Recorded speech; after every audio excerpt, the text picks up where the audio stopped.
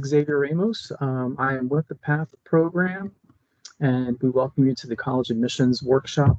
We'll be starting here today talking about some general admissions basics for everyone. And then we will also go into admissions information from St. Petersburg College and the University of South Florida. We've got our partners joining us here today for today's workshop. They'll let you know a little bit more about the specifics about college admissions and the admissions process for St. Pete College and University of South Florida. So take advantage of that time and ask your questions about the admissions processes there. They may be able to provide some more specific information on what admissions looks like at each of those schools.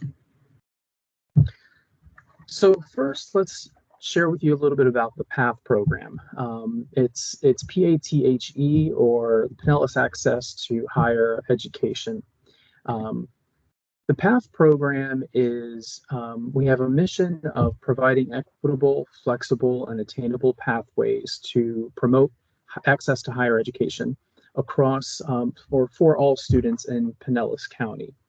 Our vision is to increase the number of students attaining post-secondary degrees and other credentials in Pinellas County, thereby creating avenues for economic mobility for students, filling skills gaps, meeting workforce needs, and improving the overall economic health of Pinellas County.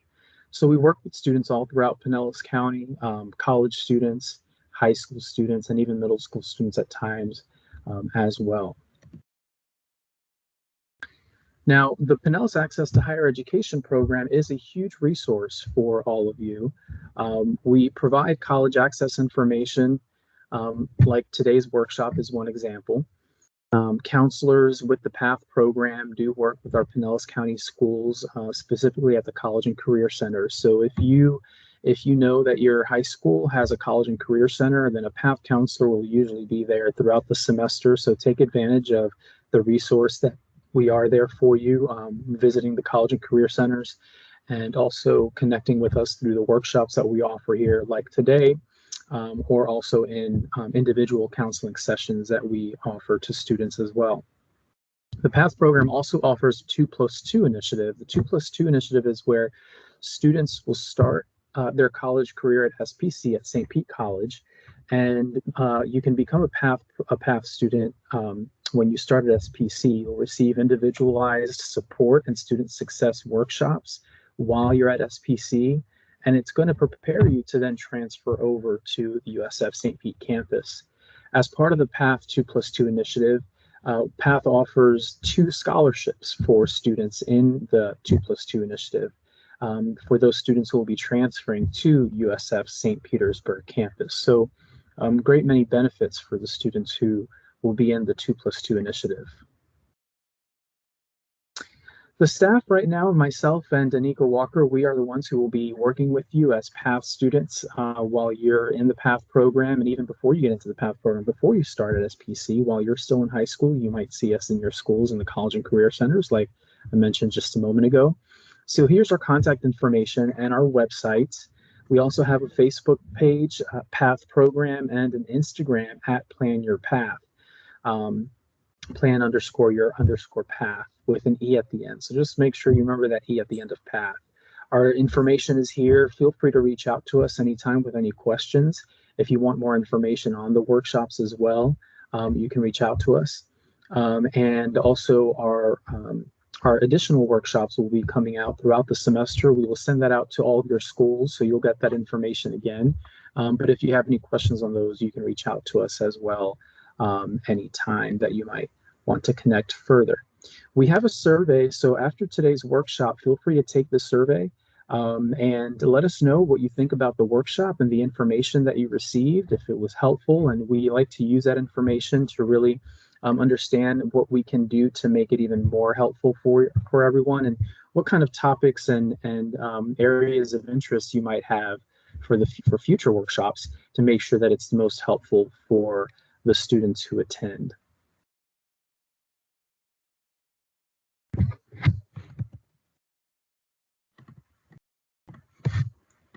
All right, now let's get into, and if your screen went black for just a second, just excuse it.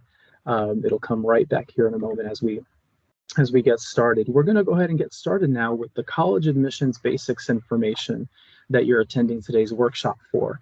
We'll discuss some very general types of college admissions information. So take some notes, and again, use the chat box if you have any questions as we go through the information.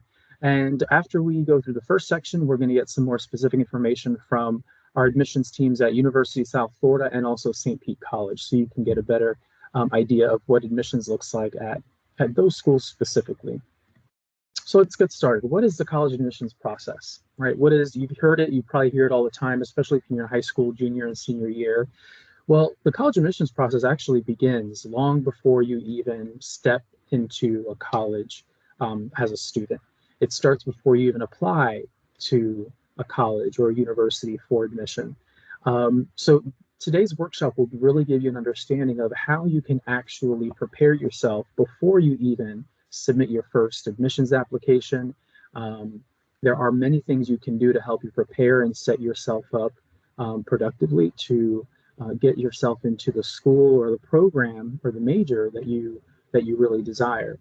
So we'll help you check out kind of all the boxes and reminders and tips and pointers, and make sure that you can maximize your chances of getting into the school that you really want. There's a couple of different things that you want to think about when you're thinking about admissions into a college or university. One of those things is really, what kind of education are you looking at after high school? When we talk about college, we're talking about post-secondary education. Post-secondary education is the education level that follows high school, really, or secondary education. You can those mean the same thing. Secondary education is often referred to as high school. So when we hear post-secondary education, that means that that's the education that you're going to be obtaining after high school. That can include universities, it can include colleges, and different types of universities and colleges, or it can include trade schools, vocational schools. So those are kind of the things we'll touch on here in today's workshop. There are various post-secondary pathways. So we just mentioned you've got colleges, universities, and other kinds of schools. You'll hear these types of schools mentioned when your counselor might be talking about college, or maybe you hear your family or your friends or other classmates talking about different colleges. There are various ways that you can actually obtain post-secondary education with these various pathways. So after high school, you can either pursue vocational technical school, you can go to a community college, a state college, university. You can actually also enlist in the U.S. Armed Forces, or depending on what your goals are, you can also go more directly into the workforce and actually start working a little bit sooner, depending on what your goals are. So let's talk about that first one here for a moment, vocational technical schools. That's one kind of post-secondary education. Remember, post-secondary education is the education that you'll have after high school. So after high school, this is one kind of school that you can attend. Technical or vocational typically means that you have a very specific kind of training or education that you want to have, because you have a very specific kind of job that you want to be able to do. And so these are usually within technical schools or vocational schools. These schools usually offer certificates or associate's degrees, but you won't normally see them offer like bachelor's degrees or anything more than that. They'll usually offer certificates or associate degrees. And like the picture mentions, that's a very specific kind of a job that you want to do. If you want to do something like be a welder or some sort of construction professional or other kinds of technical jobs, then that's going to be a vocational technical school. That means that you have a very specific job that you want to do, a very specific position or role that you want to have. A lot of times it's more technical, it's a little bit more specialized, and you want to be able to get the training that you need as soon as you can to be able to fulfill the requirements of that specific position or that specific job. So you'll go to a vocational or technical school. In Pinellas County, one example of that is Pinellas Technical College. This is an example of a technical school that you can attend for those kinds of programs. You might be in those schools or in those programs for as little as 3 or 4 months, or it can go a couple years, maybe up to 12, 13, or 14 months that you're actually in the program. And other examples include things like automotive technology, if you want to go into mechanics or other automotive Technology areas, cosmetology is another example of this. You want to go and you want to be a cosmetologist. That's a very specific kind of job, and so you need that specific training. You become certified or licensed in that area. Surgical technology. So if you want to go into the medical field, but let's say you don't necessarily want to go into and become a nurse, or if you don't want to necessarily, or not, maybe you're not ready yet to go into medical school or into those kinds of higher level education, then you can start out by being a surgical tech. Go into surgical technology, and that's the kind of program that you would actually have at a vocational or a technical school. Now, the next one is the community or state college, right? So community colleges, state colleges, a lot of times you might hear them kind of being referred to in very similar ways. Community colleges usually offer 2-year associate degrees that prepare you to transfer to a 4-year college to earn a bachelor's degree. So a lot of times community colleges will offer either the Associate of Arts degree or the Associate of Science. So that's an additional option you have at the community or state colleges. You usually have both.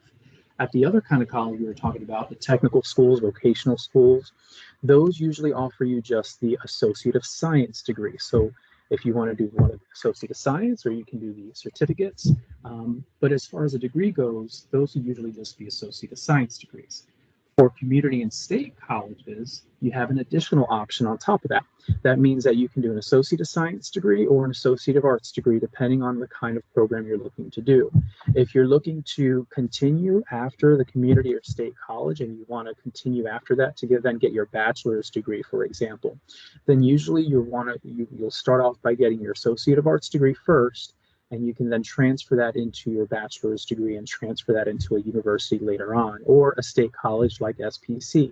So SPC is an example of a state college where you can earn the associate's degree. You can also earn a bachelor's degree depending on the program that you like. So the community and state colleges offer the associate degrees and certificates as well. So you've got additional options with the kinds of degrees or certificates that you can get from community and state colleges. And they kind of get you on the track for certain types of careers that you'd like to pursue. Now, if we take it a step further, then there's a university. So if you like to get a bachelor's degree, then most universities will offer you the bachelor's degree. A typical university usually offers programs that are 4 years. So you're in school for a couple more years, you then earn your bachelor's degree. You have a lot more options at universities. So you'll notice if you look at USF, there's a whole bunch of majors, a whole bunch of programs that you can have for bachelor's degrees. There's also majors and there's minors. So you'll learn more about that. There's actually you can actually complete more than one program while you're completing a bachelor's degree. And you'll also find that at the university, you can go further. You can go into graduate school. You can then get your master's degree and then even your doctoral degree. So that's what that university does, is you're going to add additional options to that and be able to advance your education at a university. So the work that you've done before at a state or community college, for example, you can start there and then you can add on to that at a university by getting your bachelor's degree and maybe your master's degree if you want to become an expert in a certain area. And if you want to become a doctor in an area, it doesn't have to be a doctor in medicine or in health. There are all kinds of doctoral degrees you can get, PhDs, if you heard of PhD degrees, or even doctorates of education. There are all kinds of doctorate degrees you can get in various fields for you to obtain that doctoral level education. So when you think about what kinds of schools and colleges you might actually want to consider, one of those things is what is going to be the best fit for you with the kind of college that you're at. So one thing we just talked about was depends on what kind of work you may want to do, what career interests you might have. So again, to review, we talked about if you want to become, let's say, a cosmetologist, that's going to be an example of a very specific role that you need very specific training in a technical school. So you go to technical or vocational school for that.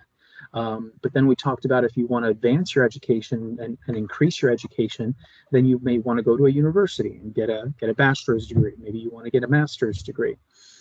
while you think about those things, you also want to think about some other things to consider when you're thinking about the best fit college for you. It's not just about the program, it's not just about the kind of degree or certificate that you want, but there's additional things you want to think about to make the best decision for you on the kind of college or which college environment is going to be the best for you.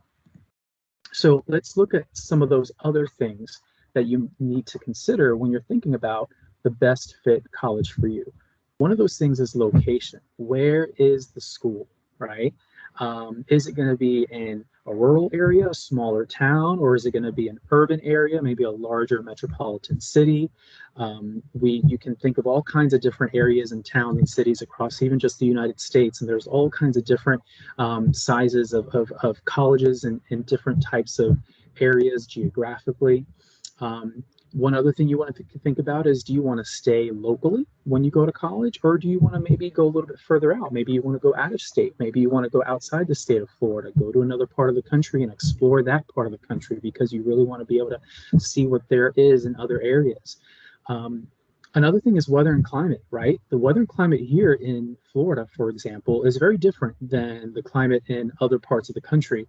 Right now, there's a whole lot of snow in parts of the northern parts of the country, and here we're not seeing any snow. We get some cooler temperatures, but most of the time it's a little bit milder, it's a little more humid, it's warmer.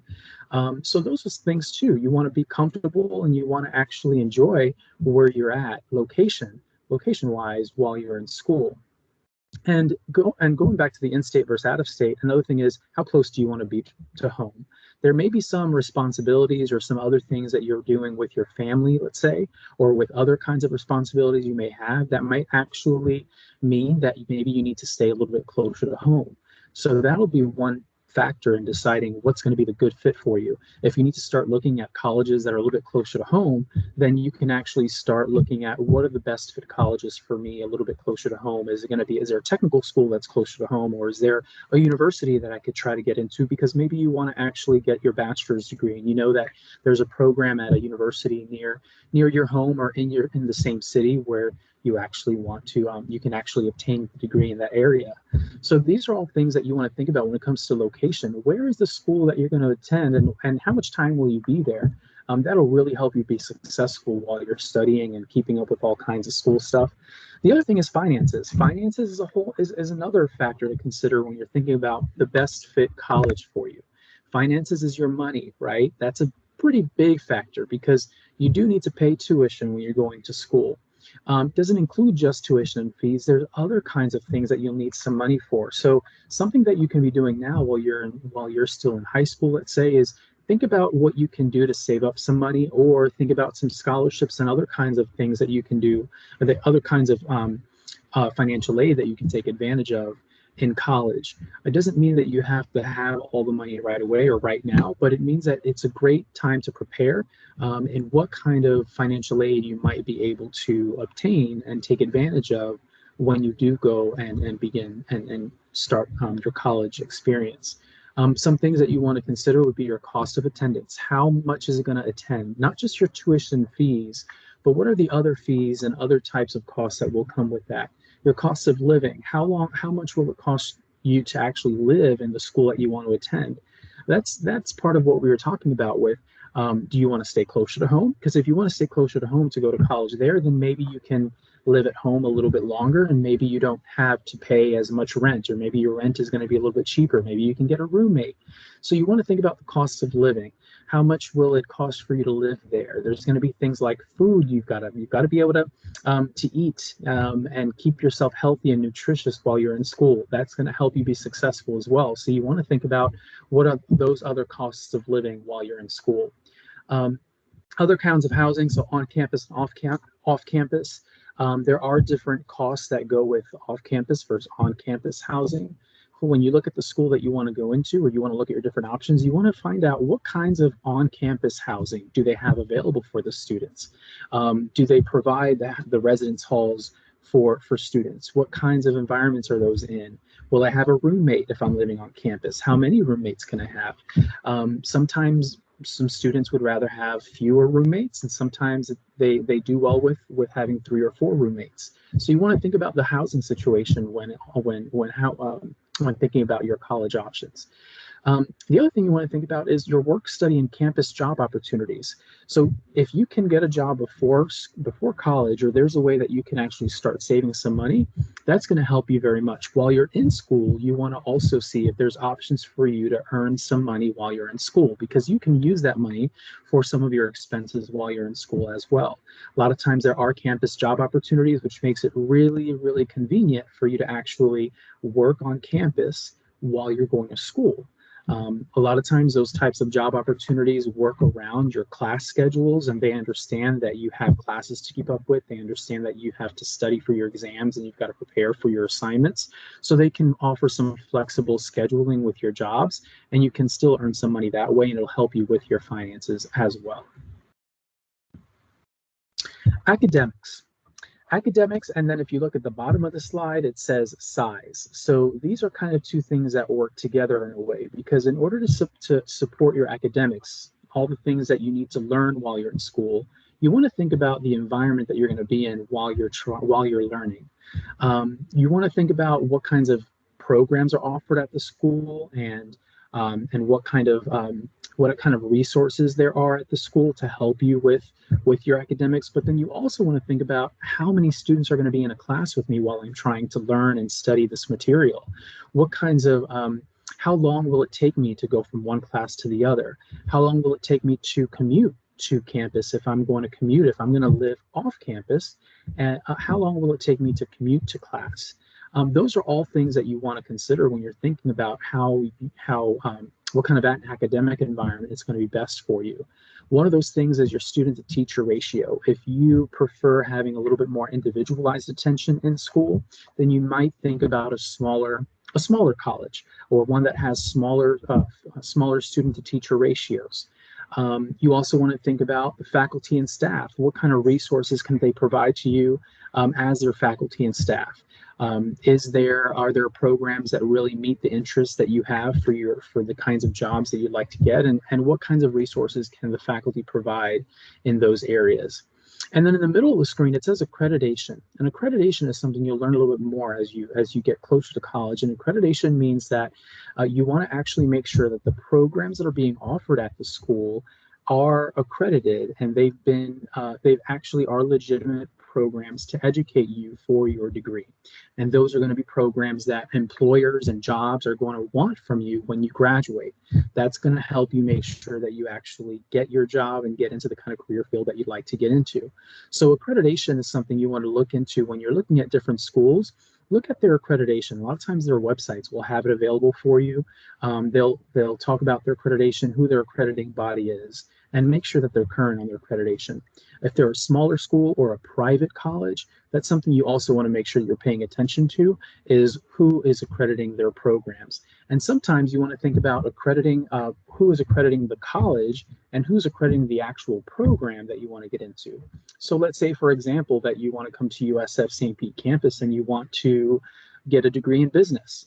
Well, a business program might be accredited by the business world, right? We'll just kind of call it that. They've got the business program has its own accreditation to make sure that the business students will get the education that they need to be successful in the business field. But then also the school, University of South Florida, has an accreditation as well. They are accredited as a school to be able to provide that program to its students. So sometimes, depending on the program that you're looking into or the school, you may want to check that both the program and the school are accredited as well. All right, now let's talk about the campus environment. This is another thing to consider when you're thinking about the college fit for you. You're going to be growing while you're in school. You'll be growing personally and professionally, and that's going to happen both inside the classroom and outside the classroom. College is an amazing experience for you to not only be able to prepare for the kinds of jobs that you'd like and the degree that you're going to obtain, but also the kinds of experiences and networking that you'll have when you finish school. So things like residence halls, dining halls, and other extracurricular activities, those are all things and environments that you're going to experience outside of the classroom that are still going to be very valuable to your college experience. And those may be things that will help you decide what kind of college is going to be best for you. Extracurricular activities include things like clubs and organizations. You may already be involved in clubs and organizations at your school right now. Those kinds of clubs and organizations are also available in college. So you want to think about, are there clubs and organizations that I actually can get involved with while I'm in college? Those are things that you'll do outside of the classroom when you're not studying or when you're not doing your assignments, but they are going to be very valuable for your experience as a student, and they'll still help you become competitive and obtain the kinds of jobs that you may want. Other things are like Greek life and sports. If you're an athlete, what kinds of sports are involved at the school? Do you want to participate in those in intramural or in varsity? Do you want to be part of the athletics departments in some way? A lot of times staying healthy in school and college means that you're involved in more physical activities like sports or other kinds of physical fitness that you'd like to have. So some schools have more to offer with sports than maybe some other smaller schools. And that may be something that you want to consider when you're thinking about a good fit for you in college. And here's some other factors that you want to think about when you're thinking about what's going to be a great fit for you in college. Things like metrics and rates. Now, I know those words are not the most fun, but you're going to hear them more and more as you get closer to college and as you start your college experience. You want to think about things, how many students are they accepting? Every admission cycle. What that's an acceptance rate. What about transfer rates? Transfer rates mean that if you start at a college or at a community college or a state college, like let's say SPC, St. Pete College, how many of those students are transferring into a university, for example, like University of South Florida? You also want to look at graduation rates. How many students are graduating successfully, and how many of those students who are graduating are pursuing the jobs that they desire? Those are all things you want to think about because that might actually help you make a really great decision on the kind of college you may want to get into. There are other resources and support systems that are available for you in colleges as well. Career services is a great one that you can start right in your freshman year. Your very first year of school, you can start working with career services even though you just started college. And that's because they're going to provide you with a lot of great resources to start to find out the best types of careers for you, especially if you aren't quite sure.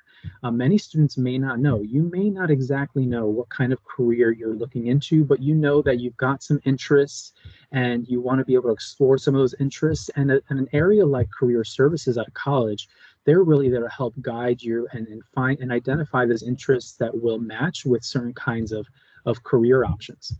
Research opportunities are really great at colleges, especially universities as well, and state colleges. Research opportunities are a way for you to really build the kind of knowledge that you have for what your interest is. Let's say you want to get into a program in something like in medical school or in the sciences, let's say physics, right? There are various kinds of research opportunities you can do in physics. There are various kinds of research opportunities you can do in the sciences. And you can actually work with faculty in those areas for those research opportunities. So you'll be able to learn from faculty in the research opportunities as well as learning from them in the classroom for the classes that you'll have. There are also special accommodations that colleges offer, and this is a really important resource for students who will really benefit from particular kinds of accommodations that may make it easier for them to learn while they're in school, or maybe make it easier for you to listen or see the material if it's being presented in different ways. If it's an online class, there are resources for online courses that will make it easier for students to be able to get the information and to get the lessons from their faculty in the online environments as well. So many colleges and universities, they'll have offices like Students Accessibility Services. University of South Florida has that same exact office where you can actually make sure that you get the accommodations that you need so that you're successful in your classes. And then diversity is another factor. If diversity is important to you to be represented with the groups or the populations that you identify with, then you may want to look at schools that promote that really well. Those, for example, HBCUs or historically Black colleges and universities. There are many of them throughout the country and even here in Florida that are historically Black colleges and universities, and that may be an option for you if you identify with those communities. You can also think about gender groups or religious groups. Those are all special diversity groups that you may actually want to be able to connect with while you're in college. And if it's a school that promotes those really well, and you think that actually will be a great fit for you, then that's going to help you become successful as well while you're in college. Now, as you start thinking about all these things, you want to start taking some notes, right? You want to start thinking about what's important to you. What are the kinds of, like we just discussed, we talked about location, we talked about different special resources, and we talked about other kinds of environments and other kinds of extracurricular activities that you can do in college. As you think about all those, start to make lists for you, and then start to list the kinds of colleges or universities that match up with what's important to you when you go to college. So as you approach the end of, let's say, your junior year, or maybe even the beginning of your senior year, you want to start to actually see the kinds of lists that you're creating for yourself.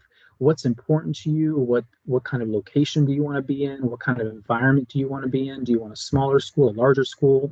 And as you list those things, like I said, right next to that, you want to start listing the which schools might actually be good options for those factors that are important to you. And so a couple of pointers here is that if you want to have a balanced list, that balanced list includes at least 1 to 2 safeties, 2 to 4 matches, and 1 to 2 reaches. So those all mean which are your best fit schools, which are the ones that meet the minimum requirement, and which ones are the ones that you'll actually kind of have as a backup, or that you want to reach out to, but may not necessarily be your top picks right off the bat. So you want to actually start making some lists as you finish up your junior year and senior year, and start to see what kinds of schools you want to start reaching out to match the factors that are important to you. Here's some examples of application materials. Now, most colleges require similar things when applying. So as you think about the kinds of colleges that might be best fits for you, then you want to start looking into what does their application process look like? What will you need to do to apply for admission to those schools? And these are some of the items that most schools will need from you. First, you're going to need a college application form. You need to fill out an application, and usually they're online on their website. It's an application where you fill out your information, and in the application, you'll provide your high school transcripts, your test scores. Many of them will ask you for letters of recommendation. Some of them will need you to write up a personal statement or an essay, and usually those essays are just asking you why you think you'd want to attend that school and why you think you want to study the subject that you'd like to study in that school. And depending on the school, there may be some other materials and information that they'll ask for you. So you'll want to start to look at what kinds of materials the schools will want from you when you get ready to apply. So as you look at your list of schools that match the important factors that you'd like, then you want to start exploring and researching what each of those schools will need from you when you start to apply for admission. Here's some of the examples of what a college application form looks like, or what they may be called. Most colleges do require, an online application form. There are also services that let you complete one application online and submit it to several colleges. We've named 3 of them here: the Coalition application, the Common application, and Naviance. Naviance will depend on the school that you're in. Pinellas County Schools is using Naviance right now. Common application is one that USF uses as well. But these are examples of applications where you can fill out one application, and when you submit that application, it's going to go to several different colleges. You still need to pay individual application fees. So when you fill out applications to schools, they're going to have different fees that you need to pay to submit your application. So even if you do use one of these application forms, you usually do still need to pay individual application fees for each of the colleges that you select that you'd like to apply to. The application fees will vary. Generally, they can be anywhere from $35 to $50, just depending on the school. And just keep in mind that fees are usually non-refundable. So once you pay the fee to apply, it's a non-refundable fee. That's why the list that we're talking about, that you want to start making notes of what kinds of schools you'll want to go to, or which ones you actually want to apply to, the list will really help you, because that way those are the ones you really want to apply to. And the fees that you pay will be non-refundable to those. Many colleges also offer fee waivers. This is something that a lot of students forget about, and it's very easy to forget about it, but remember that a lot of schools do offer fee waivers. So that means that if you meet the requirements of the waiver for the school, you may not need to pay the application fee. And so if you think that you can use that application fee waiver, or if you are not able to afford the fee, or if you have questions about the fee, about the waivers, then be sure to connect with a college counselor at the college in their admissions department, and they can let you know more about the waiver options. All right, let's talk a little bit about the high school transcripts. Your high school transcripts your transcript is a record. It's a record of all the classes that you've taken in high school, along with the grades that you earned in those courses. You've probably seen this, or you've heard them in the past. You might have heard them as report cards when you were younger, and now it's going to actually be called a transcript. So when you apply to college, they're going to ask you for your high school transcript. It's going to show all your classes that you've taken while you're in high school, and then the grades that you've earned for them. You want to make sure that you're working with your high school guidance counselor to have your transcript sent to your college. It's important for you to know how you can get a hold of your transcripts, and you want to make sure that you know what's on your transcript. So that's why in your junior year, you want to start meeting with your college counselor or your high school guidance counselor and start to understand what's on your high school transcript and get it ready to submit with your application. So make sure that you're doing that now. That's one of those things you can do as early as possible to prepare yourself for when you are going to apply. Test scores. Many colleges do require a college entrance examination or a test. Now, you're going to find that there are some schools who may not require it. So when you look through your list of schools that you want to apply to, you want to research and see which of those schools are actually going to require a test score from you, because some of them may not. But if they do, some of the examples here are the ACT and the SAT. Those are the two most common. So for the SAT, you need 4 free score reports that you can be provided to the colleges that you want to apply to for free. So you can get up to 4 of those sent over to the schools that you're applying for without paying any additional fees. For the SAT, the same thing there, and it's each time that they register for the exam, you qualify for those 4 free score reports as well. So think about how many schools on your list are going to require a test score, and see if they're no more than 4, then you should be able to get your score report sent over to the schools at no cost to you. The other thing to mention here is AP tests. A lot of times advanced placement test scores are required for some schools, and it depends also if you've already taken college level credits. You want to make sure that those scores are sent over, and that may give you college level credit at the school that you're applying for. Depending on the school, there may be different instructions on how you need to provide those, but advanced placement test scores is another example of a score that some schools will need from you. Now, letters of recommendation. Many colleges do ask you to get letters of recommendation. It provides the colleges with a more complete picture of you as a student and a better understanding of their character, right? So if you actually if your college actually requires letters of recommendation, then you want to actually reach out to some of the people you see here on the screen to start to get some of these letters from them. So they can be teachers, they can be coaches. Maybe if you were in sports, you may want to get a letter of recommendation from a coach. They can be other people outside of school as well. They can be, if you had a job while you're in school, you may want to get a letter of recommendation from a manager or supervisor that you had at your job. It could be a pastor if you go to church. It could be other adult mentors that were outside of your school as well. So you want to try to give your supporters, whether it be teachers, coaches, or other supporters that will provide your letters, give them enough time. So when you're looking at that list of schools that you want to apply to, one of the things you want to look for is, will they require you to submit letters of recommendation? And if they do, make sure you see what the deadline is so that you can reach out to your recommenders and let them know what the deadline is, and they have plenty of time to provide the letter for you. Personal statements and essays. So essays, I know we may not always like to write essays. You write plenty of them probably in school already, right? But essays are another really great way for you to help your application when you're applying for school. So when you're looking at your list of schools, find out if they're going to need a personal statement from you or an essay. A lot of times they're called the same thing.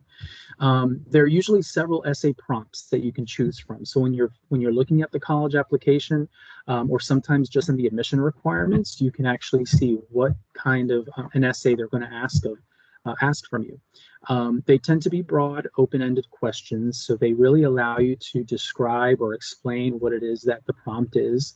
What you want to do, though, is make sure that you narrow your focus and write about specific experiences, hobbies, or things that reveal really something personal about you, like how you think, what you value, or what your strengths are. So you want to think about those things when you think about, how do I make my essay stand out? Remember, the schools are going to be receiving hundreds of these with the applications. So you want to just think about, how do you make it personal? How do you make it specific to you? And how can you describe who you are, what you like, and why you want to study that program, for example, or get into the program that you're applying for, and how you demonstrate that in your essay. It should show college admissions officers something that they don't already know. So one thing you want to avoid with your with your personal statements, is to just repeat what your transcripts say, or maybe repeating what a letter of recommendation says. You don't want to repeat those things. What you want to do is you want to take this opportunity to really stand out and show the college admissions officers something that they don't already know or they haven't already read about you. It's a really great opportunity for you to personalize yourself in your application, and really stand out. All right, some other application materials that you might find when you're getting ready to apply is resumes, like auditions and portfolios and interviews. Resumes. If you haven't already seen what a resume looks like, an area like there are various resources for you to look into to check out, what does a resume look like? What kinds of information can I find on there? And most of the time, resumes will have something like, job experience if you've had jobs before. But what if you haven't really worked yet? What other kinds of information can you provide in your resumes? You want to think about that. Auditions and portfolios. A lot of times, if it's a school that you're applying for, and maybe it's something in the arts or the performing arts, a lot of times they'll want to ask of like an audition, maybe an audition reel or video, or a sound bites of you, or maybe they could see a YouTube clip of you. So those are all examples of ways that you can actually provide those kinds of audition materials with your application. So if you're an artist or a musician or something like that, you want to start thinking about, how can you start to save some of the work that you've been doing. Maybe you've been doing performances either with your school or solo, and maybe you've done competitions. So those are all things you actually might be able to use for your application if the college is going to ask that as part of the application. And many schools, depending on the program that you're applying for, may actually include an interview as part of the admissions process. Most of the time, you'll find that interviews are included when the program is or the school is a little more competitive for admission. This is especially the case for some programs at the university level. In university level programs, you might have some programs that are a little more competitive for admission, or they are limited access. And you'll learn more about those programs too, where they can only allow a certain number of students admitted into the program every year. A lot of those kinds of programs will include interviews as part of the admission process. So after you actually apply and you submit all the materials, your application, your transcripts, your resumes, and all that good stuff, then they might select you for an interview, maybe an interview with the faculty, and sometimes you might even interview with current students that are in the program. So that's a great opportunity to also show how unique you are and show your interest in the program that you'd like to pursue. As you're preparing for this, remember there are deadlines, college applications deadlines. You want to think about that, and that's why it's so important to start early. College application deadlines usually are in the fall or winter, but they can vary from school to school. So you want to make sure that as you look at the list of schools that you write out for the ones that are going to be your best fits, when you do your research about the admissions requirements, you want to make sure that you know when your deadlines are. By when do you need to submit your applications? And in some cases, there are priority application dates and there are final application dates. Priority application dates may mean that if you can submit your application by that priority deadline, you might have a greater chance or might have some additional benefits for admission, or maybe to be selected for an interview. So you want to think about when those deadlines are going to be, so you can actually have enough time to get your materials together, and you can also get your letters of recommendation together. Make sure you give your supporters enough time to get their letters in with your application. There's also an admissions procedure called rolling admissions. Now, rolling admissions means that admission officers review students' applications as they receive them. So that means that they may not wait until the deadline to actually start reviewing applications. If a school's admission is on a rolling admission model, that means that the application will open, and as soon as the applications start to be received, with all the material that they need, then the admissions departments will start reviewing those applications as they receive them. So there's not always necessarily a deadline for applying, but there's more like a general time frame when those applications can be received. So they'll tell you when the application opens, and they may tell you when the application closes, and then they may tell you when they expect to finish, issuing admission decisions. But those are a little bit different, because rolling admission means that they can start reviewing applications as soon as they start actually receiving them with all the materials that they need. Early action. So early action is where you can apply to a school. And early action, that means your application is before the regular deadline and will be informed by the admissions decision soon after. This is kind of like priority when I mentioned that just a minute ago. But students who apply to a school that's early action will submit your application before that deadline, and then you might get a decision right soon after that, typically very early in the year. These students are not committed to your early action school, so you don't necessarily need to make a decision on attending that school, but you will get a decision on your admission soon after you actually apply. For you to actually make your decision, you usually have a few more months. Usually still have until May 1 or so to either accept or decline the offer of admission. So you usually have some time, but that's a huge benefit for you. If you can apply by the early application, the early action time frame, then that means you'll get an earlier decision, and you'll have more time to decide if that's going to be the best fit school for you. Early decision plans work very similarly to early action, in that students will submit your applications before the regular decision deadline and receive their admissions decisions soon after. The most significant difference here between the early action and early decision is that early decision is binding. This means that if you do get early decision, that you're admitted to the school through early decision, you're expected to enroll. So that's what binding is. If you are offered that admission, you applied and you get the admission offer, and you're admitted to the school, then you are expected to enroll in that school as part of early decision. That is the main difference between that and early action. Now, regular decision. While the application submission deadlines will vary between schools, regular decision deadlines typically fall in early January, and offers of admission will be sent out in late March. So your deadline is earlier in the year, and you just have to wait a little bit longer to actually find out if you've been offered admission. Usually that'll be in March or April of that year. Students usually have until May 1 to decide if you're going to go ahead and accept the admission offer or if you're going to decline it. So you just have a little bit less time to make the decision for yourself if that's going to be your school that you're going to enroll in as regular decision. All right, so that was a lot of information there. We're going to pause here. I know that our chat box, we've seen some some questions come in and out, and our Kaysen has been very helpful. Thank you, Kaysen. He's part of the USF admissions team.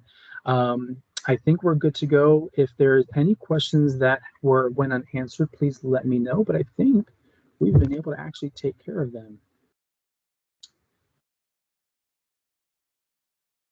All right, very good. So that concludes the college admissions section. I'm going to go ahead and hand it over to our partners over at St. Pete College.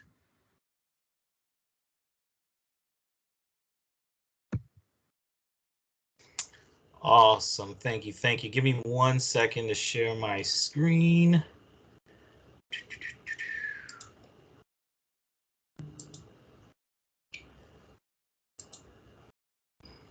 Uh-oh.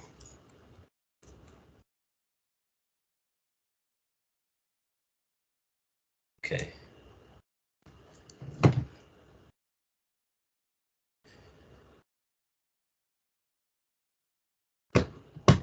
Awesome. Okay. So thank you so much, Mr. Ramos, and everybody from PATHe for inviting me out to present this evening.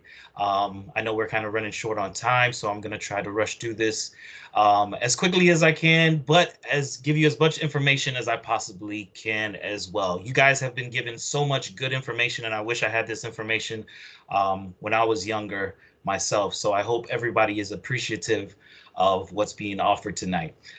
Moving forward, what I will be presenting is a glance at St. Petersburg College. My name is Jovan Jocelyn. I go by Joe for short, and I'm an admissions recruiter for St. Petersburg College. My focus is on all of the high schools in South County, Pinellas.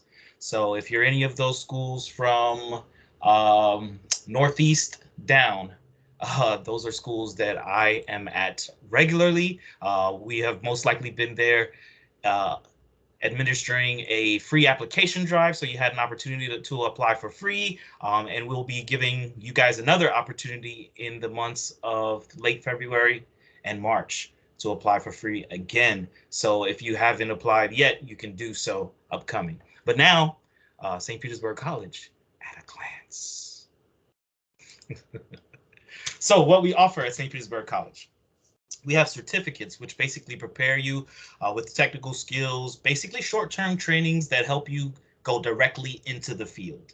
So they're not going to be as long as your AA or your bachelor's degree. Short-term, maybe a semester or two, maybe a year, and then you can go directly into the work field pertaining to that certificate.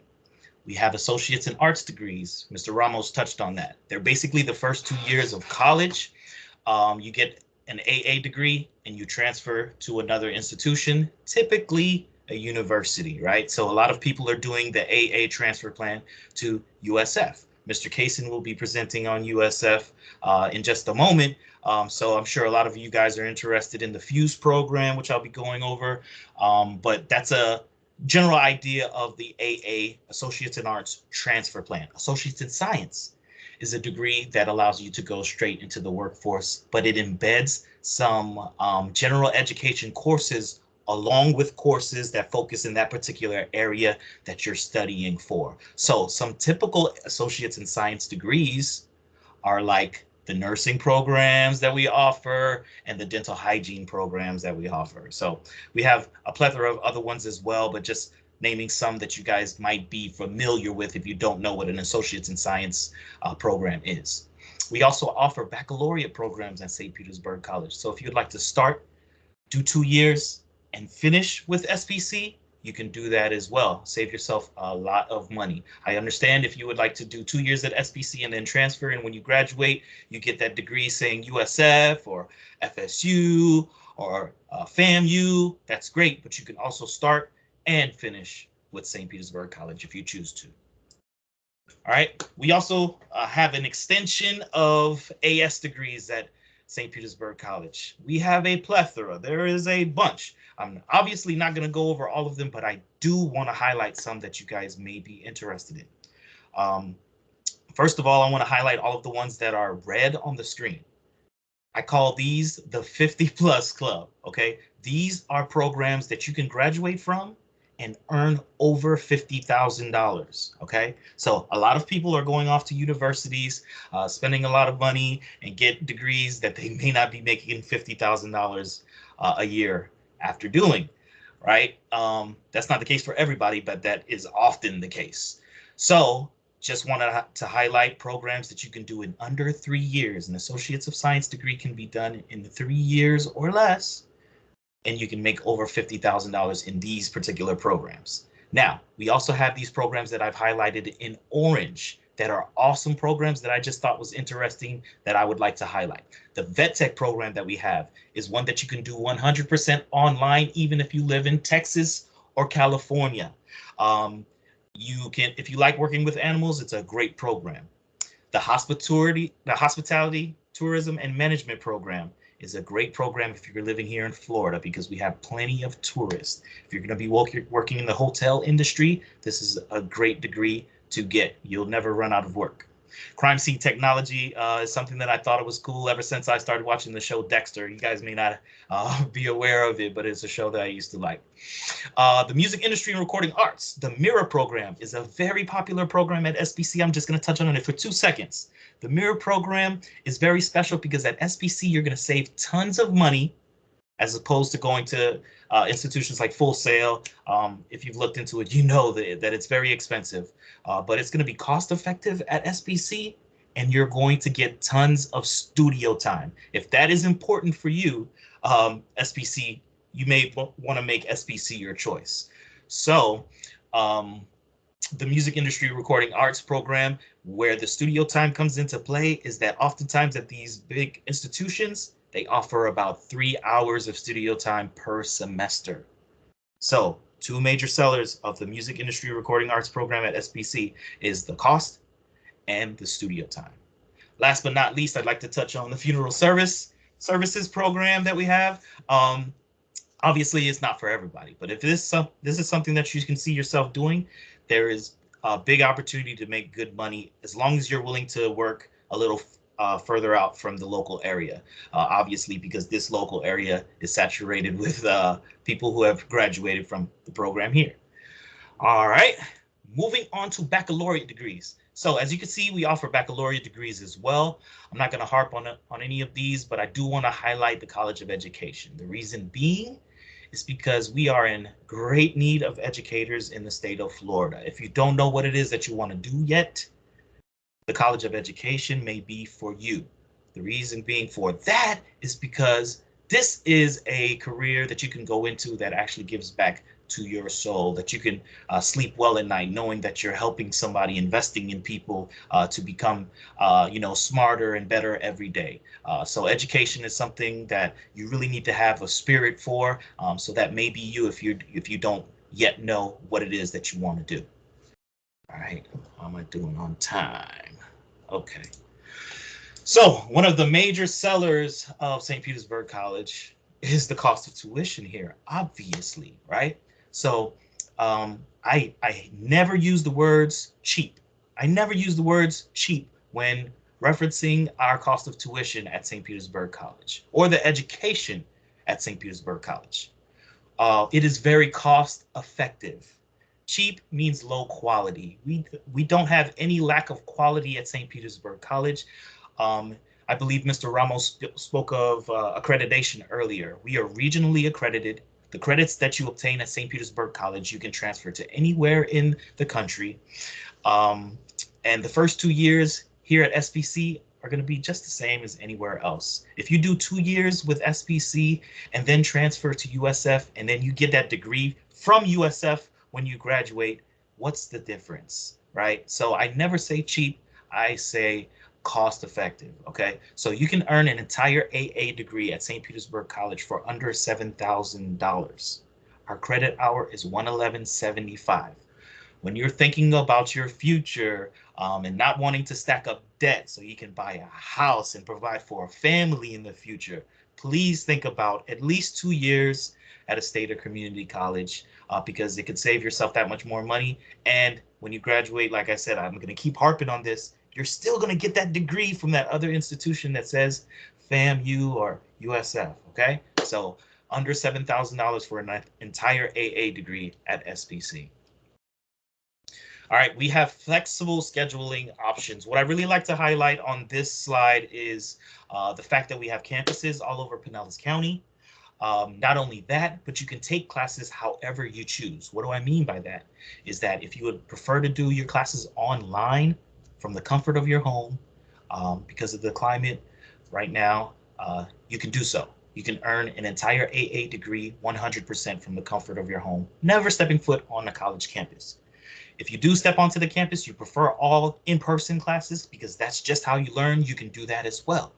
You can do a blended version of that, or you can do our live online, which is going to be like going into the classrooms, but it's going to be through Zoom. So it'll be Tuesdays and Thursdays from 5 to 8 p.m., but you'll need to be in front of that laptop at those times. You can have direct contact with your instructor during those Zoom presentations. So if you have questions, you can ask them right then and there on the spot and even connect with your classmates in the class during that Zoom class as well. So the live online option is something that we're very, very, very proud of. We also have different ways that you can take your semester courses. So we have a normal 16-week semester, but you can also break that down into 8-week mods. So if you would like to do a total of, let's say, 4 classes in a semester, but only focus on 2 at a time, you can do that. You can set up 2 8-week courses in the first 8 weeks and 2 8-week courses in the second 8 weeks of that 16-week semester. 4 classes completed in the semester, but only focusing on 2 at a time. Major benefits there. So think about that when you're registering for classes at SPC. All right, many ways that we're focused on your success. This is probably one of the greatest slides that I have. So we have assigned academic advisors. So when you become a student at SPC, you're going to have basically an educational coach throughout your entire educational experience. You have any questions, you're not sure who to address about something, they are your person, your go-to person with all things of your college education, right? We have free tutoring on all of our campuses as well as online. So no excuses for not getting the work done. Some people like to say that SPC holds your hand, whatever the case may be, whatever you want to call it, the help is there for you. You just have to reach out and take advantage of it. We have our career services team that helps you with preparing your resumes. They help you with mock interviews so you know how to walk into an interview, and they help you get those internships that we all know oftentimes turn into jobs. I always tell students all the time, it's best to start with the end in mind. You don't want to do 4 years of a bachelor's degree and then walk into a profession that you're not happy with. That's where career services comes into play. They'll help you get connected with the end goal, so you're making sure that you're doing what it is that you want to do.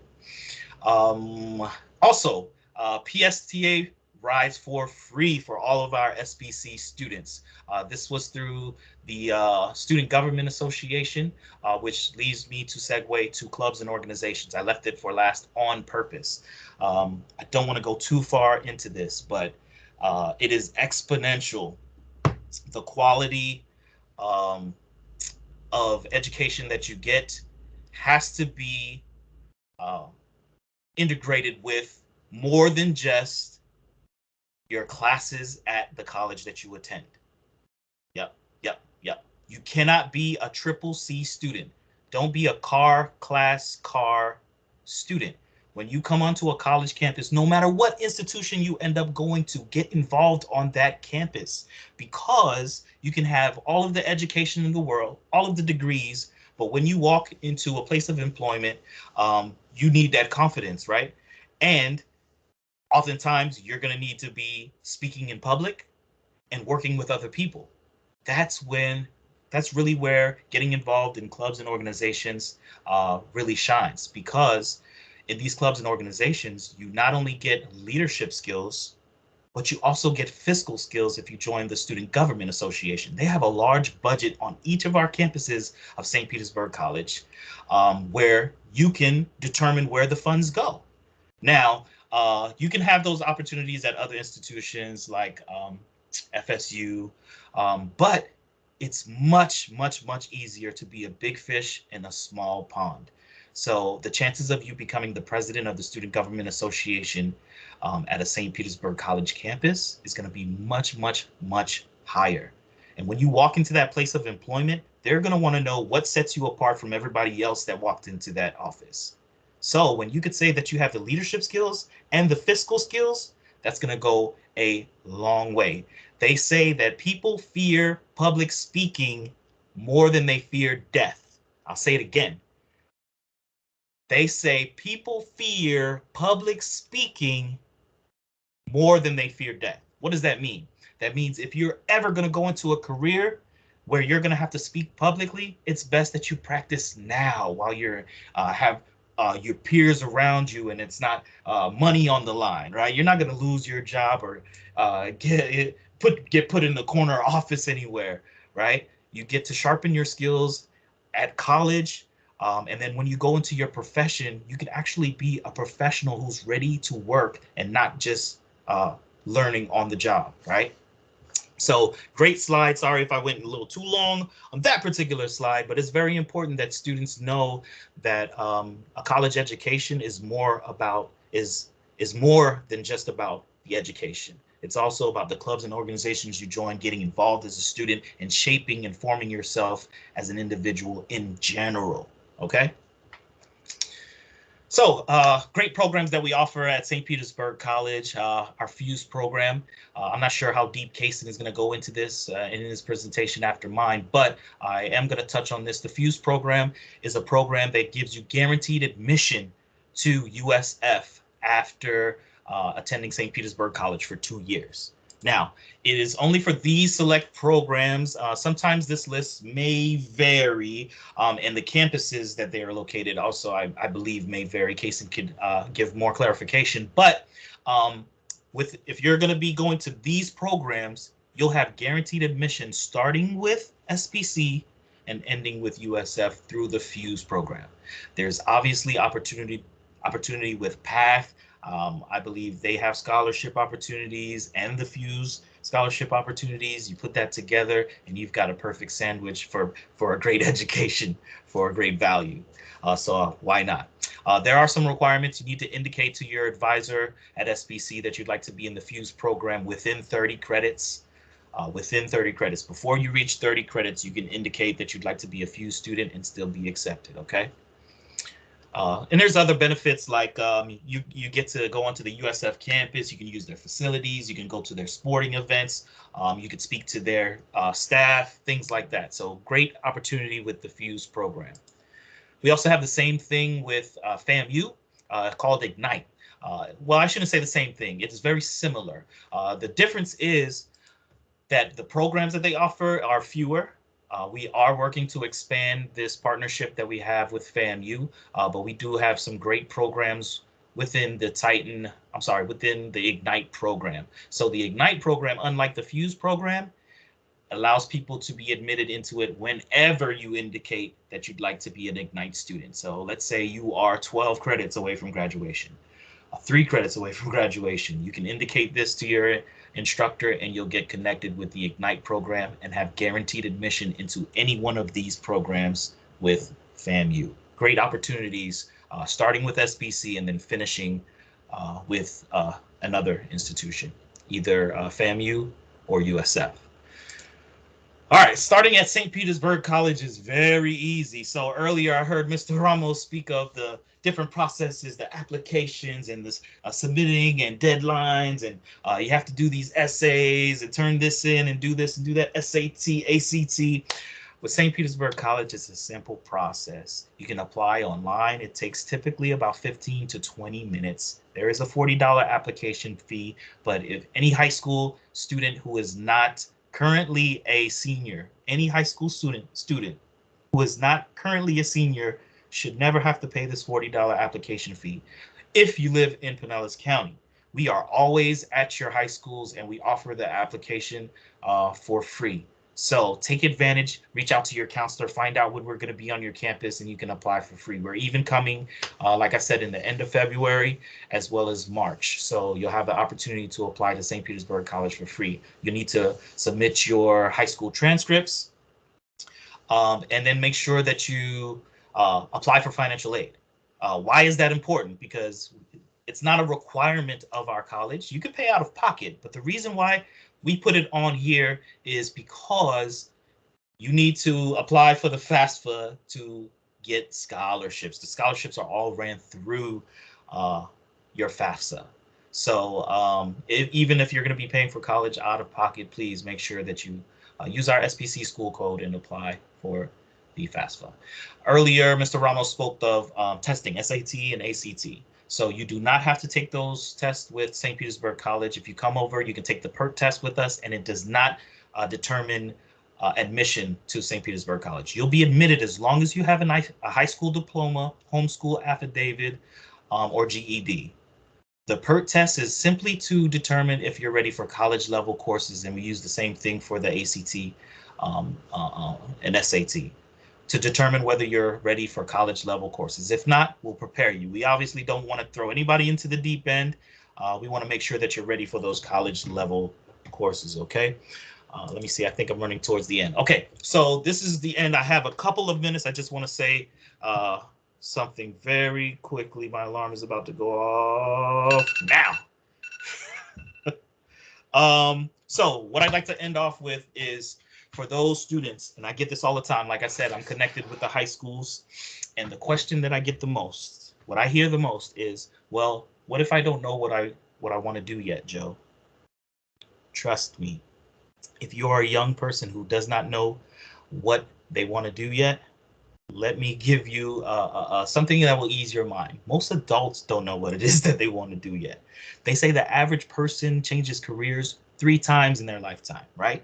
Whatever it is that you end up going to college for, spending a ton of money on, there is a good chance, that you might switch to something else. There are many people who are working in an area that they don't have a degree in. They got something, they got a degree in communications, but they're working in technology, and there's many situations like that. If you don't know what it is that you want to do yet, don't fret.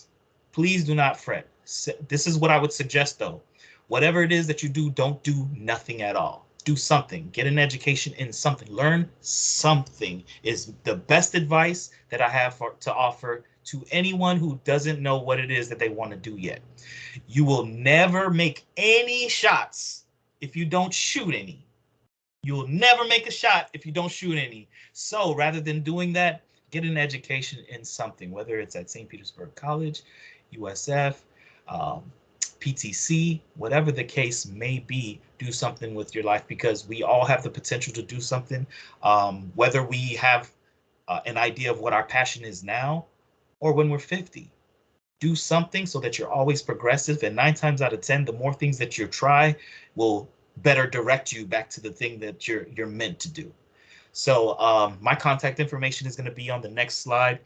Please reach out to me if anybody has any questions about St. Petersburg College. It is a great opportunity to be a big fish in a small pond. If you'd like to go to USF, please at least consider starting at St. Petersburg College and then transferring to USF so you can save yourself and your future family that much more money. My name is Jovan Johnson. I go by Joe for short. Please contact me if you have any questions. Thank you.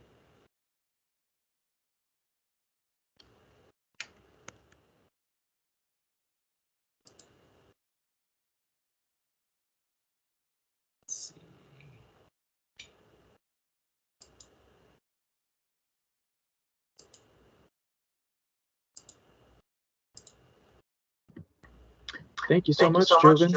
I think we just had one question in the chat box, but otherwise we've got that addressed. Thank you very much. And we can turn it right on over to Kaysen with USF admissions. Hi, everyone. My name is Kaysen Watson. I'm an admissions counselor here at University of South Florida. I'm actually located on the St. Petersburg campus, and I cover the South Pinellas County area. Let me go ahead and share my screen. And there we go. So everyone see. So I'm going to go over some information about USF, the admissions process, requirements, things like that, and a little bit of information about USF as a whole. The most important thing I'm going to go through is the requirements, and I'm also going to touch on transferring a little bit. So go ahead and get started. So a little bit of information about USF, founded in 1956. You kind of look at some of the information we have. 21 to 1 student faculty ratio. Our average class size is about 33. I think that the most important thing about USF is the campus environment that we offer. So Mr. Ramos talked a little bit about the different kind of things that you're looking at different institutions. I think one of the benefits of USF is that we have 3 separate campuses that have 3 different distinct feels. So we have Tampa Campus, which I like to compare to our more traditional college or university, like your UFs and FSUs and PAMUs. It's a large institution. Pretty much everything that you're going to need is going to be available on campus. It's like a miniature city. It's all kind of self-contained. There's a Publix on campus. So everything you're going to need is going to be on the campus, and the largest amount of majors. Then we have our Sarasota Manatee campus, which is our smallest campus. It's essentially a 1 building campus at the moment. but they have more of a specialized, more hands-on kind of approach at that campus. And then we have kind of what I like to call our Goldilocks campus, which is my campus, St. Petersburg campus. It is, you have the resources of a large institution, but you have, you know, kind of the private school feel. Smaller class sizes. It's, you know, if you need help or access to anything, it is very easy to get a hold of. If you are kind of a really type A type, you know, really organized student, I'd probably suggest maybe the Tampa campus for you. But if you're the kind of student that needs a little bit more assistance, you know, if you want to be in a situation where all your professors are going to know you by name, then the St. Petersburg or the Sarasota campus might be more of a fit for you. But you have the option to go to whatever campus you would like to attend. If you're applying to USF, you're applying to the USF system. So if you're admitted to USF, you can attend whatever campus you'd like to attend. The only restriction that we kind of have is would be based on major. So for example, the graphic arts program is only going to be on the St. Petersburg campus, or the engineering program is only going to be on the Tampa campus. So that's kind of the only restriction that we'd have according to that. But your first 2 years, you can basically do at any campus and then transfer to, you know, the campus that your major's on. So you basically are doing one application, and then once again, if you're admitted to the system. You get to decide which location you want to be. So clubs and organizations, we have over 700 clubs and organizations. I'd like to say if you're interested in any subject or you know, kind of interest, you can find a club or organization that deals with that. If not, you can also form your own club or organization at the Tampa campus. I believe you have to have 10 of your own, 10 students come together to form a club or organization, and St. Petersburg and Sarasota, you have to have 5 students. But you can form your own club or organization if, you know, among all of our different clubs and organizations, you don't find something that meets your interest. But you also have the ability to have that club or organization funded by student government. So you can have your own, if you want to have, like, we have an Oreo Tasters Club, Chocolate Lovers Club, you know, we have all these different kind of organizations that students get together and form, and also have the ability to be funded. And we also are a NCAA Division I sport organization. So you can do basketball, football. We have all those sports if you're interested in any of those. I would say if you are an athlete and you're interested in playing, you know, sports for USF, you would want to reach out to the coach of whatever sport it is that you're interested in as early as possible, because they do start that recruiting process fairly early, and you want to make sure that you're meeting the requirements that they have. The athletics, as well as some of the performing arts, have a little bit more of a different process than regular admission. So you're going to want to reach out to that team or that organization just to find out, you know, what they're looking for and what they need you to do in order to move forward if you were interested in playing sports at USF. So housing and dining. So at the St. Petersburg campus and the Tampa campus, we have housing and dining options. Currently, we do not have housing on the Sarasota campus. They are currently working on that, but to be honest, I'm not sure when that's actually going to come to fruition, but they are working on getting housing. So you have the ability to live on campus in St. Pete and the Tampa campus. So that's something to keep in mind. There is a pretty extensive process for, you know, once you're admitted to the university, for like finding a roommate. We call it like match.com for roommates, where they go through and you go through a list of things where you would like, you know, what do I, am I like a night owl? Do I like the temperature of the room this way, that, and that? So they would match you up with someone who's going to be more compatible with you for a roommate type situation. So it's pretty interesting process, and you do have the option to choose. I think they give you the top 3 options as far as housing goes. And if you are interested in like roommate, having a specific roommate, you have a friend that both of you want to you know, room together, then you would just make sure that you fill out the housing application around the same time, and then on the application you would indicate that you would like to you know, have this person as roommate. So having the application done at the same time just kind of helps the housing office and just kind of facilitate things a little bit better. So that's something to keep in mind. And we have a bunch of really fantastic food options at both the St. Pete, Sarasota, and Tampa camp, or I'd say both, all 3 of our campuses. So, you know, if you're looking at, you know, the gluten-free or anything like that, we have those options. If you're vegan, vegetarian, we have those options as well. You would have kosher options. So at the St. Pete campus, I can speak specifically that, you know, we have a dining facility that if you have something particular that you are interested in, they don't have it, you know, you can talk to them about it, and they will, in a lot of cases, just make it for you, you know, based on what they have available. So, you know, that is something that I thought was really great that we do at this USF.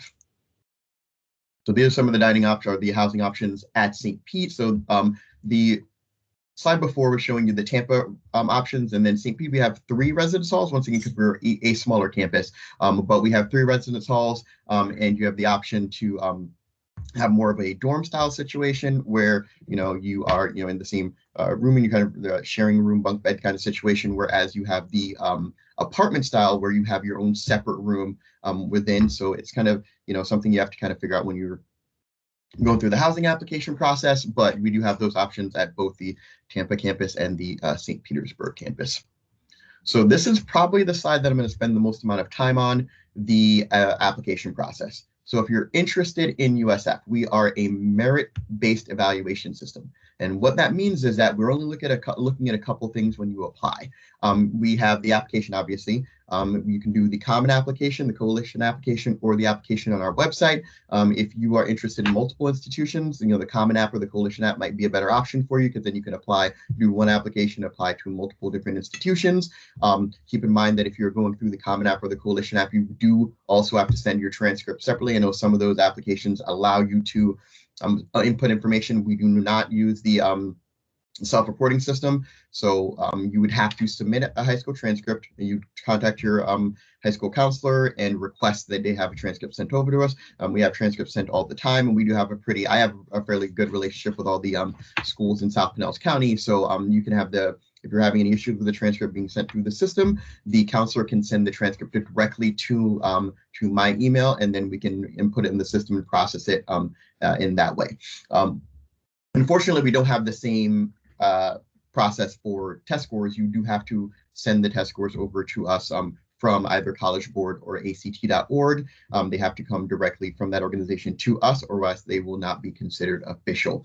Same thing with the transcripts, but once again, if the high school guidance counselor sends us a transcript directly from their email to mine, that is considered an official transcript. So we have the application, test scores, and a high school transcript. And I'm going to kind of go over a little bit in a minute what the breakdown of how we actually look at these items, because we recalculate the GPA and we also super score. So I'll go over like a little bit what that would look like for a student that is applying to USF. So one thing you have to keep in mind, we do have rolling admissions at USF, but the earlier you apply, the better your chance to be admitted.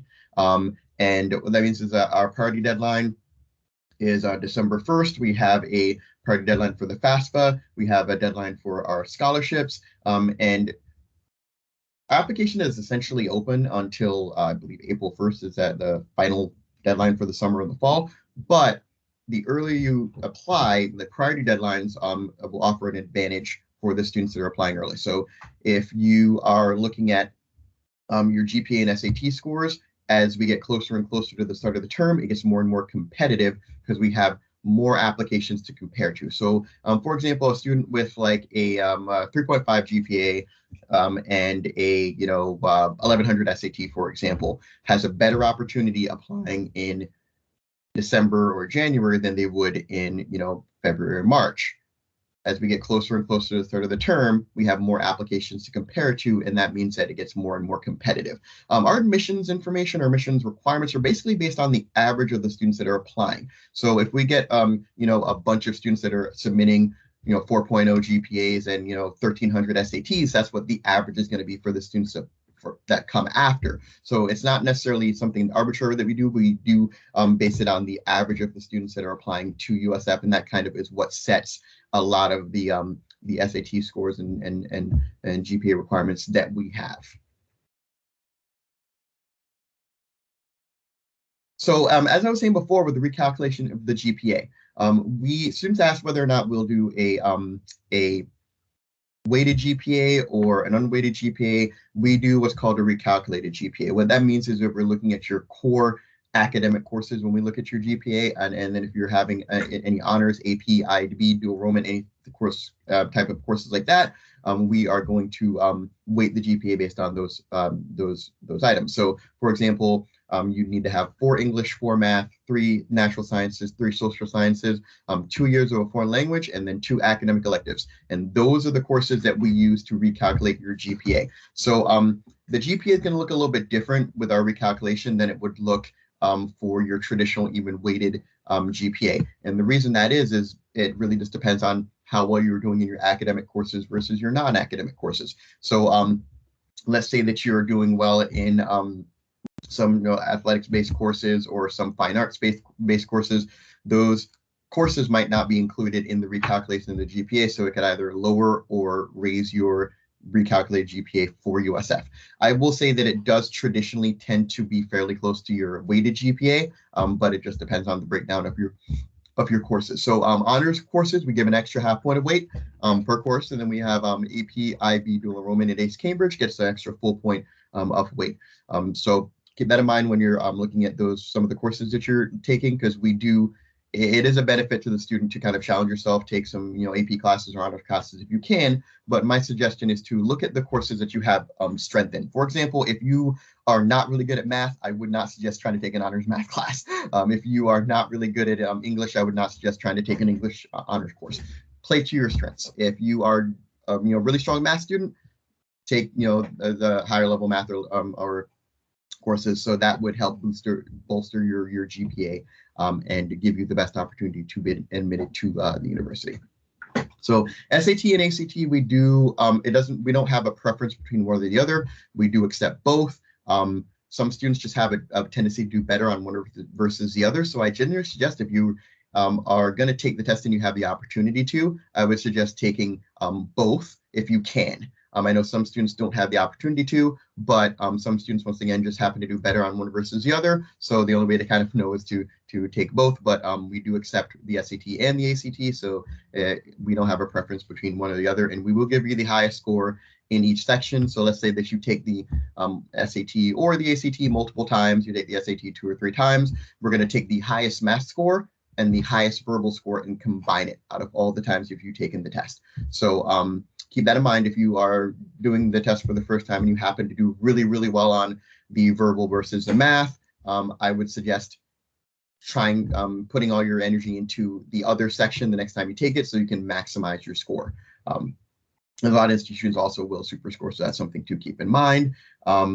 This is the fall profile for our admitted freshmen for 2021.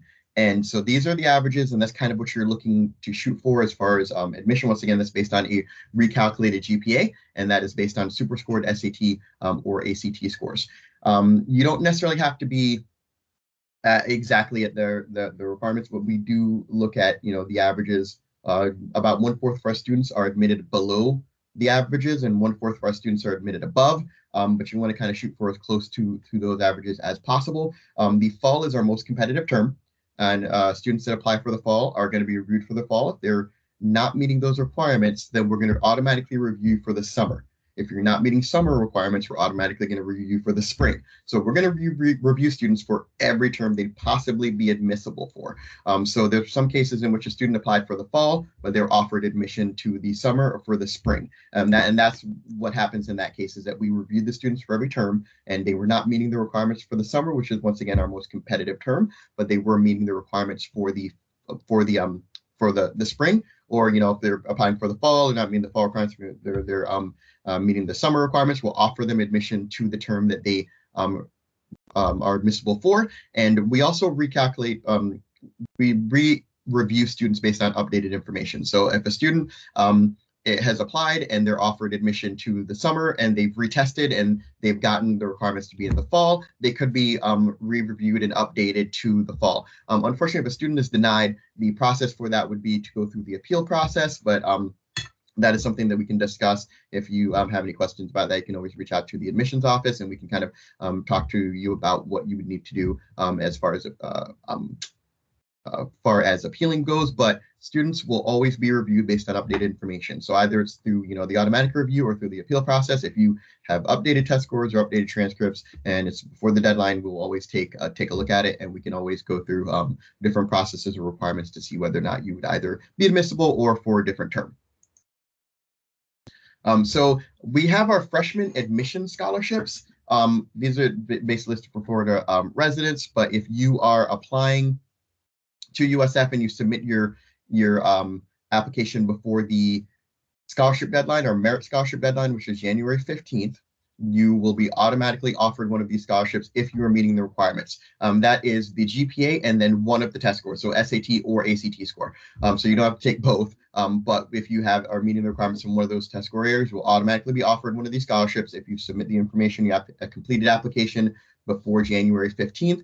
These are not scholarships that you'd have to apply for. These are scholarships, once again, that you'd be automatically offered based on your credentials. So these are merit-based scholarships.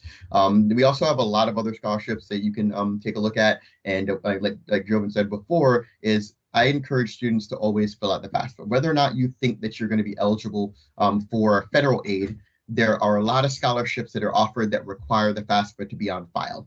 There's also a lot of different benefits that students can gain by having a FAFSA on file when it comes to USF and things like deadlines and stuff like that. So it is a benefit to the student to have the FAFSA filled out, whether or not you think that you'll be eligible for federal aid. It is something that will be beneficial for scholarships in general.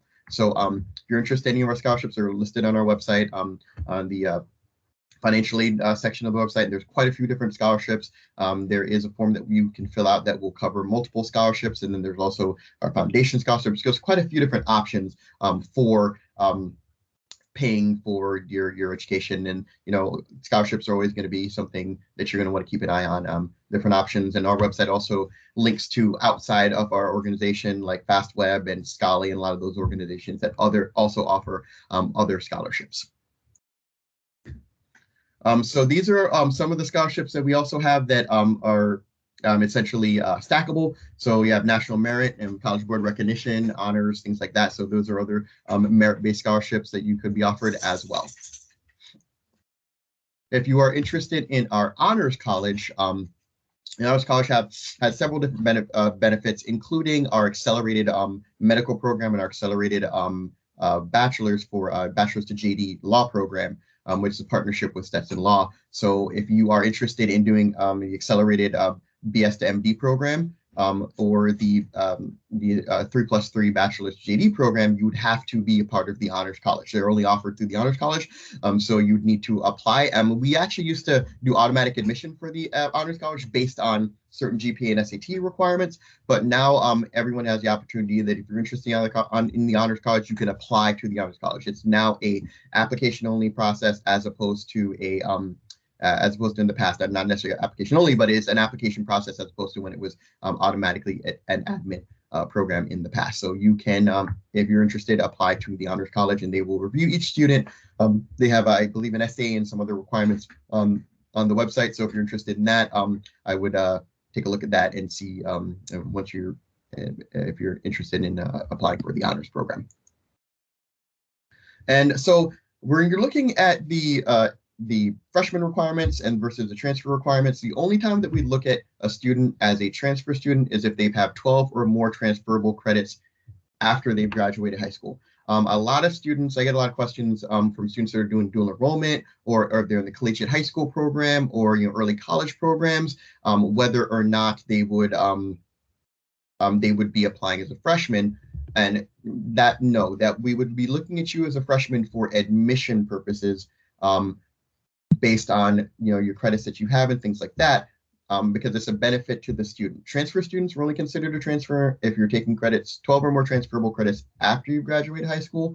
So if you're doing dual enrollment, you're still technically in high school. So we would be reviewing as a freshman. That means you're still eligible for all of our merit-based freshman scholarships. You're also eligible for our priority housing as a freshman student. Academically, you will be viewed based on your credits. So don't worry that you're going to lose your credits if you're a collegiate high school dual enrollment student, anything like that. You will still get your credits, but for admission purposes, review as a freshman, and then for academically, you will be placed, if you're a junior, if you have your AA, things like that, you will be set in that category based on your credits. But for admission purposes, we review as a freshman, unless you have 12 or more credits after you graduated. So it's after your graduation date.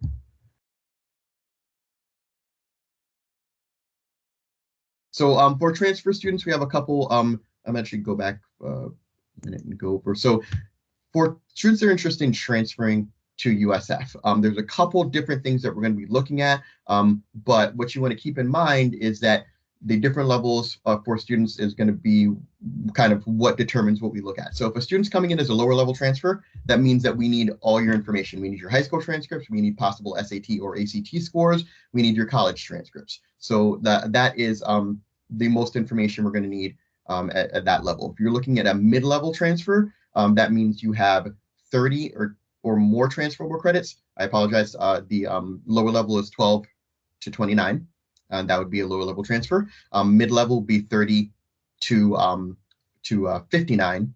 And that means that we would need your high school transcript still, but we would no longer need SAT or ACT scores as long as you have your college level reading and college level math within those 30 to 59 credit hours. So that's a mid-level transfer. And then you want to look at the upper level transfer, which is an AA degree. If you have an AA degree, we don't need any of your high school information. We're not looking at your SAT scores. We're not looking at your high school GPA. We're looking at none of that information. So if you have an AA, it's probably the most straightforward way to transfer into the university, and straightforward way to get into the university in general. But you just have to look at the major that you're interested in and meeting the prerequisite requirements for that major. If you are applying to USF as a upper level transfer, meaning you have 60 or more transferable credits, and you're applying to a major that you don't have the prerequisites for, we will ask you to change majors. There is a website that we have, or a page that we have on the website for transfer students. If you're interested in seeing what the prerequisites are for your chosen program, we do have some programs that are called selective majors. Business program is one of them. It has 7 prerequisite courses. You would need to just search USF transfer requirements and look at the requirements for your selective major. So for general major, if you are coming from SPC or HCC, one of the state colleges or community colleges, and you have a 2.0, you are transferable to university, and that's basically what you need to submit to us. If you are looking at a major, for example, like business, you would need to have all the prerequisites for the business program, which are 7 different courses, and you can see all those listed on the website. And I encourage you, if you're interested in transferring to USF, make sure that whatever institution you are at now, you are following the prerequisite requirements for the institution. I'm kind of going to mirror a little bit what Jovan said earlier. Work backwards. What is your end goal? Look at the things that you need to do to get there so that you have a full picture of what your path should be on the way up. So if you're looking to be a business major and you're looking to transfer to USF, you're going to want to make sure that you're following the right prerequisite courses to be admitted to the business program. We have students that have applied to USF and they got like a general AA degree, and they didn't meet any of the prerequisite courses, and then they're upset because they're not admissible to business, and that's what they're planning to do. I would always encourage you, if you're interested in an institution, to do some research on that institution. Reach out to the admissions office. You can reach out if you have any questions about SPC, reach out to Jovan. He's going to be able to tell you all the information that you need about the programs and things like that for SPC. If you're interested in USF, reach out to me. I will go through and explain to you everything that you need to do before you go through that process of applying. And you're going to want to do that, especially if you're transfer students, well in advance, because at the end of the day, you need to be doing certain things depending on the major that you're interested in order to meet those requirements. The last thing that you want to do is go through and get an AA degree and then apply to USF and find out that you have to take 7 other classes that you didn't plan on taking, and that is also going to cause a lot of other issues down the road, completion ratios, things like that. So you're going to want to make sure that you do a bunch of research before you jump into it, especially when you're looking to transfer to a university from a state college or a community college. And the advisors at SPC are really well versed in that process. So I would encourage you to have conversations with them as well if you are planning to transfer. Make sure that your advisor knows that you're planning to transfer, and make sure that you are looking into the major that you're interested in transferring into to make sure that you're on the right path so that the transition is as smooth as possible. So cost of attendance. USF is actually, I think, the second or third lowest cost of tuition of the state universities. We're going to be a little bit different than SPC, but we're the second or lowest of the state universities as far as tuition goes. So if you're looking at in-state tuition, you're and looking at about I always round up for that $6,500 for tuition. The housing and meal costs is going to be pretty similar, but it's dependent on what you're looking at for the meal plan. There's a couple of different meal plans and they can vary in cost.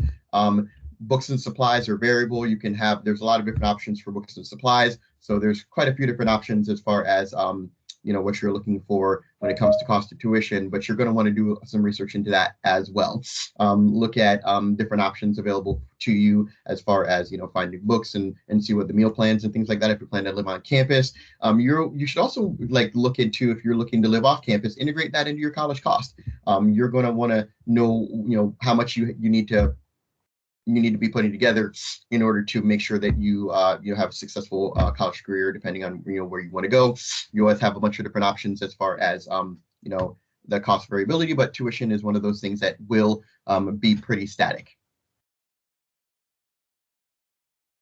So if you are interested in USF, I encourage you to go on a campus tour.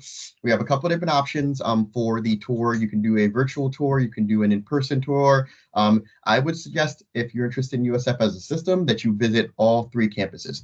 I think that some students are going to do really well on the Tampa campus, and they might not do so well on the St. Petersburg campus or the Sarasota campus, and vice versa. So I encourage you, if you have the ability, to visit all 3 campuses and see what's going to be the best fit for you. I would encourage you to do that for any institution you're interested in. Go and visit the campus, spend some time there, see what's going to feel like just going to make you feel like you belong there. I think that students always look at me really strange when I say the biggest factor about whether or not you're going to be successful or a college or a college or university is whether or not you feel like you belong at that institution. And there's plenty of studies to back up this information. If you don't feel like you belong at an institution, it doesn't matter, what their football team is like. It doesn't matter what kind of amenities they have to offer you. If you don't feel like you belong there, you're not going to complete the degree. So I would encourage you to get on campus, talk to people that are at that university, talk to the admissions office. I'm going to be very honest with you if you come into my office and ask me about USF. My job is to find students that are going to be a good fit for our institution. It's not necessarily to say that everyone needs to go to USF, because USF is not a good fit for everyone. I want students to come to the institution that are going to be happy and thrive and do well at USF. If SPC is going to be a better fit for you, where you're going to be happy and thrive and do well, I would encourage you to go to USF. Go to SPC. I apologize. If you're looking at these institutions, I want you to find the institution that's going to be the best fit for you, not necessarily tell you where you need to go. It's going to be based on a lot of different factors. I think Mr. Ramos gave you a lot of information about what those factors might be. Visiting campuses and talking to people at the institution is really, I think, a really important thing to do. And just seeing what feels like is going to be a good fit and what resonates with you as a student. So if you have any questions about the admissions process, you can always reach out to the admissions office. All of our emails that come through the system are routed to the admissions counselor. So if you're coming from South Pinellas County and you email admissions@usf.edu, it's going to come to me, and I'm going to be the one that responds to it. So keep that in mind when you're sending out emails and if you're in the Pinellas County area, North Pinellas County is covered by Laura Schmidt. We have some counselors in Tampa that cover different areas. So if you're from the Pinellas County area, more than likely, you're going to be dealing with me as an admissions counselor. But if you have any questions about the admissions process, any questions about majors, transferring, anything like that, please feel free to reach out to me. Shoot me an email, call me on my office phone, whatever it is that feels more comfortable to you. I'm there to answer your questions. I'm there to help you walk through this process. I'm here to kind of facilitate this for you. So don't be afraid. There's no such thing as a stupid question. We're always available to answer any questions you might have. And I think I speak for, Jovan as well, as far as the SPC. Guys, if you have any questions, don't wait. Call us, email us. We get all kinds of questions all the time, and we're here to help facilitate that process for you. We're here to answer your questions and kind of demystify this college process for you. So thank you so much for your time. Wonderful. Thank you so much, Mr. Kaysen Watson and Jovan Jocelyn from SPC and USF. Amazing information that they provided. And I want to also pull up our information as well. If you're not quite sure, right, that conversation today is just the start for everyone. So if you're not quite sure who to go to for your question, aside from our teams at SPC and USF. That's what PATHe is here for. So definitely reach out to us. Let us know how we can help you. And make sure that you get connected to the right person and help yourself make the right decision for yourself on the best fit schools. I think that's something that both of our presenters spoke highly about today, is really trying to find your best fit schools. We also talked about financial aid. We talked a little about scholarships and the FAFSA. I'm going to put something in the chat box here for everyone to, or actually pull it up on the screen as well. And I'll put it into the chat box. I'm moving it over if you can see it on the screen. We have an event coming up in March called Fries and FAFSA. We are so excited about this event. It's going to be held at a couple of our SPC campuses, SPC Clearwater campus on Tuesday, March 22nd, and the SPC St. Pete Gibbs campus on Wednesday, March 30th. This is an opportunity for you all, students, families, your friends, tell your classmates about it, to come out to SPC on those dates, get help with your FAFSA. We're going to have our financial aid teams and counselors there to help you with your FAFSA, answer questions, help you finish it. We'll jump on a computer with you and walk you through it as best as we can and make sure that you get that completed and you understand what you do with the FAFSA. The FAFSA is a great resource for you to actually find out all kinds of financial aid options that you might be eligible for. The great thing is you have the option to decide what kinds of financial aid will be best for you, but you first want to make sure you know what you might actually be eligible for. So come out. When you come out to our Fries and FAFSA event, you're going to get vouchers for free McDonald's fries. It's a great opportunity for you to come out and get a snack as well. So do that March 22nd, March 30th. I'm going to put the RSVP form, or the link I should say, right here in the chat box as well. So let us know if you can come over. We'd love to see you and your family and get some help with your FAFSA as well. Just sign up for one of those dates. Let us know when you can come out here. And here's our contact information again. Reach out to us via email, phone, and also check out our website at stpetersburg.usf.edu/PATHe, P-A-T-H-E. I'm going to pull up the survey one more time. So while we're wrapping up, hold your phone up to your screen, and that QR code, if you hold that up with your phone's camera for just a second, you'll pull up our survey. Take our survey. We'd love to hear your feedback. And as we wrap up, if there are any other questions, please let us know. Feel free to turn on your mic or type it into your chat box. We have just a few minutes here for some last-minute questions. We'll be happy to answer them. And like I said, check out the survey as well. We'll pause for just a moment to see if we have any questions that come through.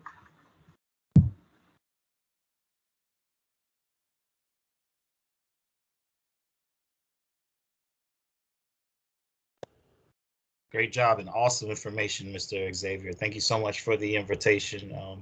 Yeah, I'm definitely here for any questions that come through, as well as I believe Kason is still on. Yeah, he just posted in the chat. So yeah, if you guys have any questions, please feel free.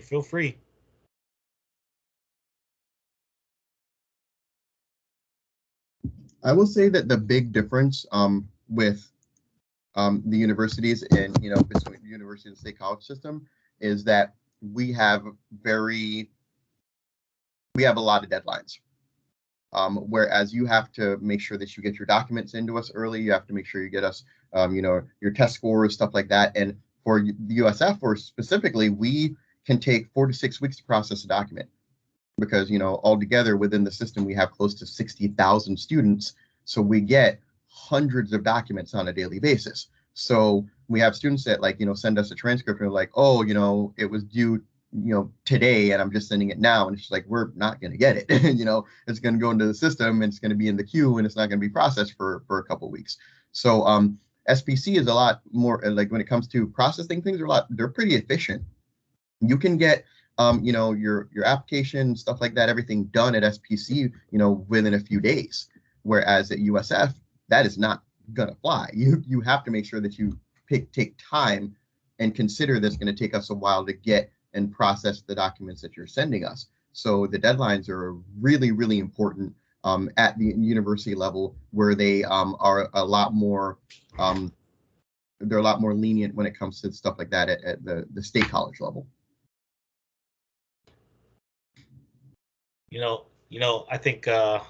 I think Kason's trying to get me to send him some of my check. Mr. Cason, you're the man. You're the man. You're the man. You're the man.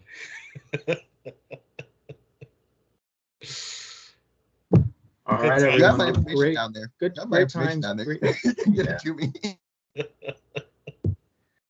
Well, thank you everyone for attending and for joining us. Thank you, Mr. Jocelyn, Mr. Watson. It's been a true pleasure. Such helpful information. We can't wait for our students to reach out to you all for some help. And again, everyone, let us know how we can help you. Reach out to us. You have all of our contact information. Fill out the survey. Join us for Fries and FAFSA, and we'll look forward to connecting with you again very shortly. Thank you all very much for attending, and have a good evening. Good night.